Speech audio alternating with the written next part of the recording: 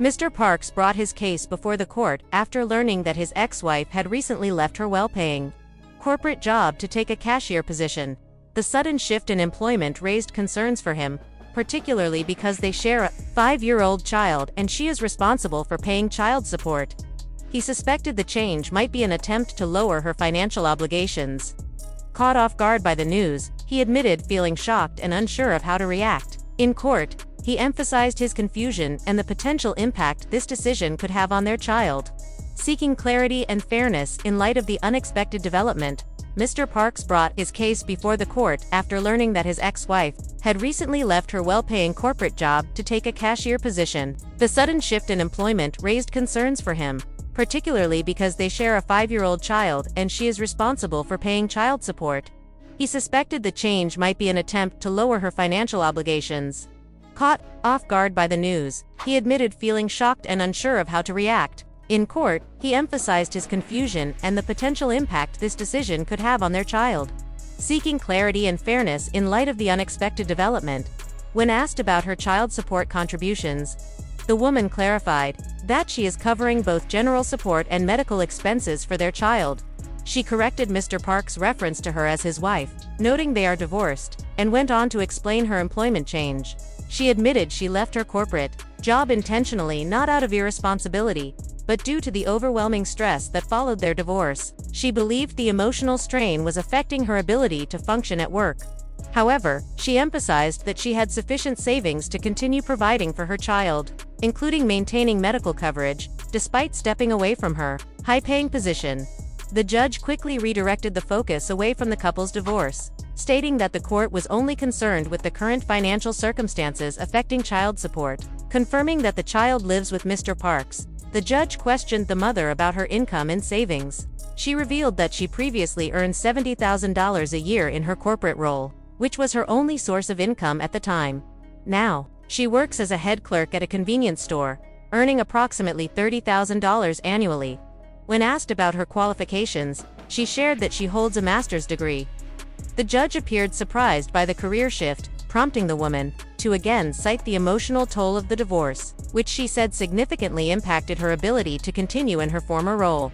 The judge firmly redirected the conversation, making it clear that past emotional struggles had already been acknowledged and wouldn't justify revisiting previous points. She focused instead on the mother's current income, which had dropped to $30,000 annually after she left a corporate job that paid $70,000. A decision, the court noted, was voluntary. When asked when the change occurred, the mother explained she left her corporate position a year ago after working there for 8 years.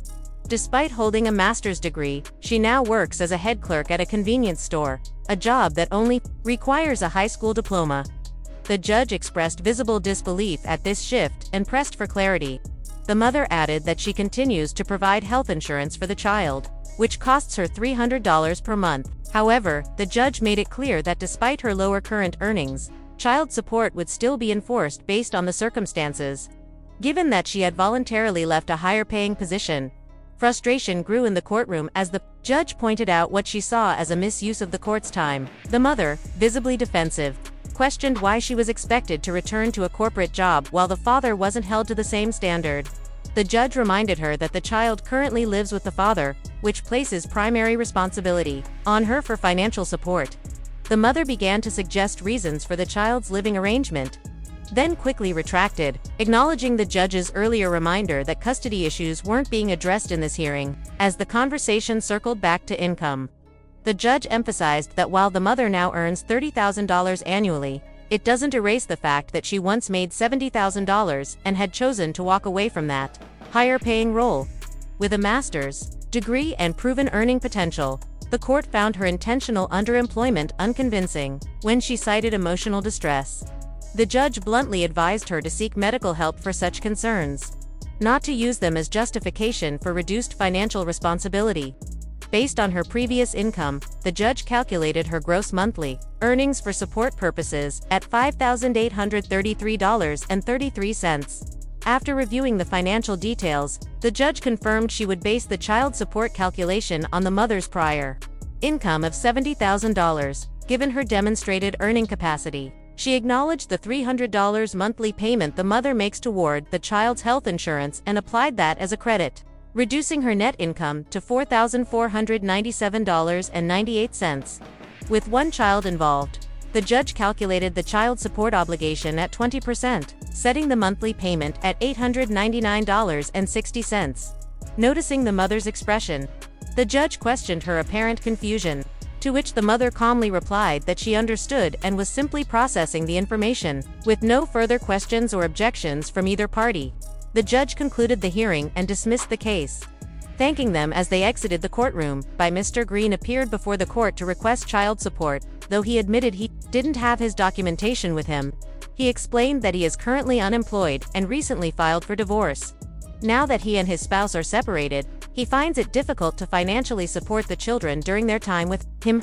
He asked the court for assistance, hoping to receive some child support to help cover their needs. The judge clarified the situation, confirming that although Mr. Green and his wife are still legally married, they are in the process of divorcing, and that the children primarily live with their mother. Mr. Green acknowledged that the children reside with her full-time, and only stay with him on weekends, making him the non-custodial parent in this case. The judge clarified Mr. Green's misunderstanding, pointing out that since he is the non-custodial parent, meaning the children primarily live with their mother, he wouldn't be receiving child support. Instead, he would be the one expected to pay it. Mr. Green admitted he was unfamiliar with how the process worked and explained that without a job, he's struggling to make ends meet, let alone care for the children during their weekend visits. He mentioned that he can barely afford his own living expenses. The judge responded bluntly, reminding him that while his financial difficulties are real, common sense should still apply. If the children reside full-time with their mother, then she is the one entitled to support, regardless of his employment status. Mr. Green, clearly frustrated, asked the judge how he was supposed to care for his children without any income. The judge responded directly by getting a job, as everyone is expected to work and provide for their responsibilities. She challenged his belief that he might be an exception. Mr. Green explained that he's a mechanic by trade, but not in the typical sense. He specializes in repairing mechanical bulls. He admitted that work is seasonal and especially scarce in the winter months, making it hard to find steady income. The judge, unimpressed, told him plainly to find other employment in the meantime. His ex-partner chimed in, noting that he's been overly selective about job opportunities, to which Mr. Green responded that he felt the need to explain his situation and why it's been difficult for him to compromise on work outside his niche field. Mr. Green defended his reluctance to take any job by explaining that his mechanical expertise was highly specialized. He had trained specifically to repair mechanical bulls, not cars or general automotive systems. He insisted that his skills didn't easily transfer to other types of mechanical work. The judge, however, wasn't persuaded. She pointed out that if he went to school and developed a trade, then he had a marketable skill set, and supporting his children should take priority over finding a perfect fit job. When Mr. Green hesitated and began to explain himself further, the judge cut in, noting that it sounded like he had come to court unprepared and unwilling to take responsibility. He pushed back, insisting that he wanted to care for his children but couldn't do so without income. The judge made it clear, regardless of his current employment status, he would be ordered to pay child support. She then pointed out the timing of his job resignation. He had quit just a month earlier, in July, conveniently before filing for divorce. When asked if he had done so in hopes of avoiding child support, Mr. Green tried to explain that he misunderstood how things worked, claiming he believed support would flow to whichever parent was separated with the children. At this point, he could only throw himself on the mercy of the court. Admitting that he hadn't fully grasped the legal reality he was walking into, Mr. Green, trying to defend his understanding of child support, mentioned that his own father had paid it, so he believed he understood how it worked. He assumed, perhaps naively, that since the children occasionally stayed with him, he might be entitled to support instead. He expressed concern over not being able to afford even basic necessities when his kids were with him, stressing that he couldn't feed them on goldfish crackers alone. The judge then referenced official income records from the Workforce Commission, confirming that from January through July, Mr. Green had earned $45,600, with 2 children, aged 12 and 6, and considering that Mr. Green also covers their health insurance at $167 per month, the judge stated that she would use this income data as the basis for determining his child support obligation. As the judge began delivering her ruling, Mr. Green was momentarily distracted, speaking to a friend seated in the courtroom. The judge paused, asking who he was addressing. He explained it was just a friend offering support.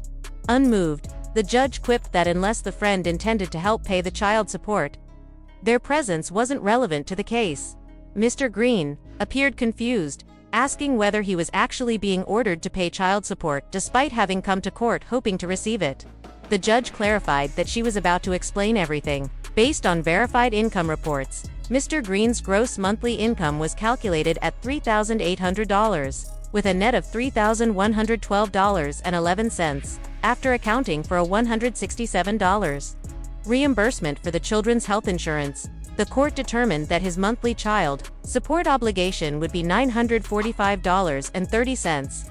He was ordered to pay this amount each month. "Thank you, Your Honor," he said, to which she replied, "You're welcome." Bringing the hearing to a close, as the judge finalized her ruling, Mr. Green expressed lingering confusion, still believing he had come to court to receive money, rather than pay it. The judge bluntly reminded him that he had misunderstood the process and that her decision was final. When asked if he had any further questions, he conceded that he didn't. His ex-partner dryly noted that he always seemed to have something else, and indeed, Mr. Green added that if anyone knew of a job opening, he'd gladly take it. The judge, unfazed, suggested he try a bar with a mechanical bullper. Perhaps they could use someone with his unique skill set.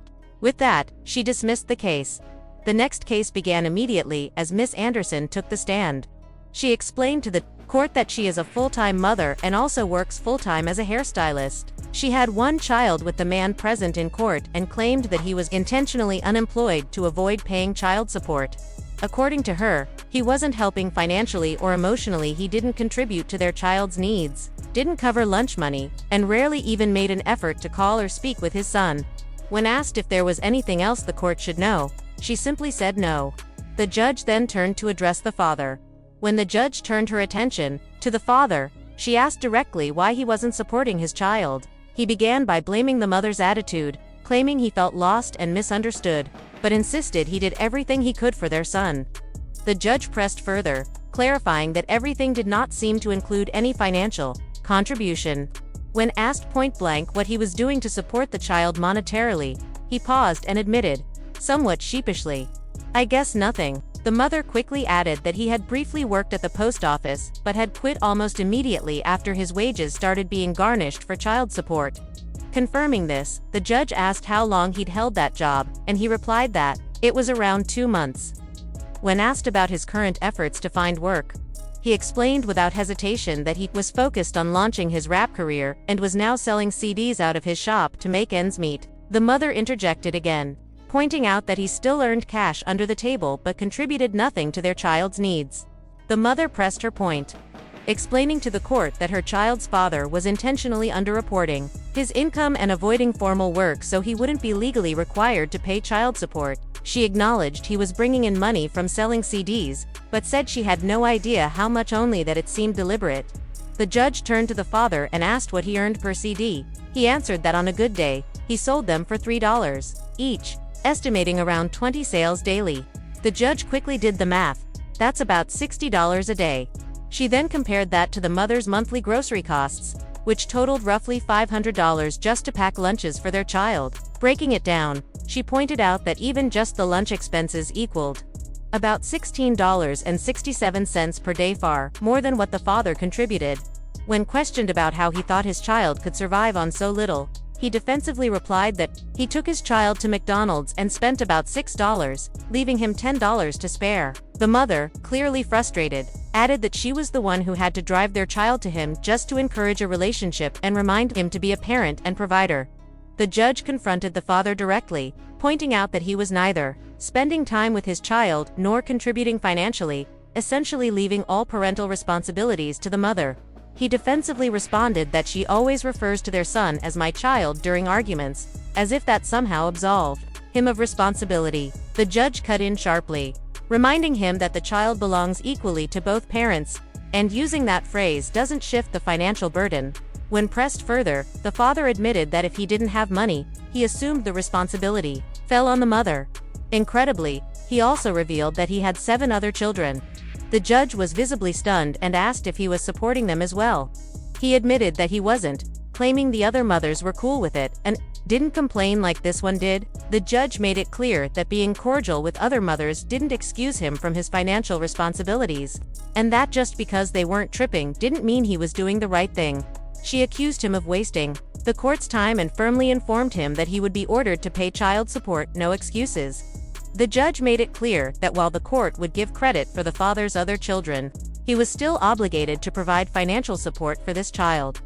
Due to the brief length of his employment at the post office and the lack of consistent income records, she ruled that his child support would be based on minimum wage. When asked if he knew what the minimum wage was in Texas, he admitted he didn't, having just moved to the state. The judge informed him that it was $7.25 per hour. He seemed shocked, questioning how anyone could survive on that. The judge quickly reminded him it was still better than the $3 per CD he claimed to be making. With that wage, his monthly gross income was calculated at approximately $1,256, with a net of $1,121.54. Based on that, his child support obligation would be $23 per month? The moment landed with a mix of disbelief and reluctant acceptance, clearly not ideal for either party, but a legal step toward enforcing some form of accountability. As the judge finalized the child support ruling, the father asked if the payments could be split over 6 months. The judge firmly denied that request, explaining that payments must be made monthly and would follow the schedule based on how he was previously paid, whether bi-weekly or otherwise. When he asked if she meant from the CDs or the post office, she quickly shut it down, reminding him not to mention the CDs again, especially after it had already been established that it costs more to feed his child daily than what he makes per sale. Because he was not actively seeking employment and had shown no consistent income, the judge adjusted his support obligation based on minimum wage, granting credit for his other children. His final child support order came to $145 per month. She made it clear there was no valid reason to leave the mother who spends $500 a month on groceries alone with no financial help. Before concluding, the mother informed the court that their child currently had no health insurance because of the father's inaction. The judge instructed her to go ahead and secure coverage on her own. Once that was done, the father would be required to reimburse her for the portion of the insurance that covers their child. The judge confirmed he understood, ending the hearing with a firm reminder of his financial and parental obligations. As the judge prepared to close the hearing, the father began to speak again, seeking clarification. She interrupted, firmly restating that her ruling stood and asked whether he understood. He acknowledged that he did. The judge then gave him a final opportunity to disclose any additional income beyond the $3 he claimed to make per CD. But he didn't offer anything new. He shifted the conversation to the child's lack of health insurance, appearing confused about the process. The judge reiterated that she had already ordered the mother to enroll the child in coverage and made it clear that once that happened, he would be required to reimburse her for the portion that applied to the child. With all matters addressed, she dismissed the case. Both parties thanked her, and she responded in kind before bringing the hearing to a close.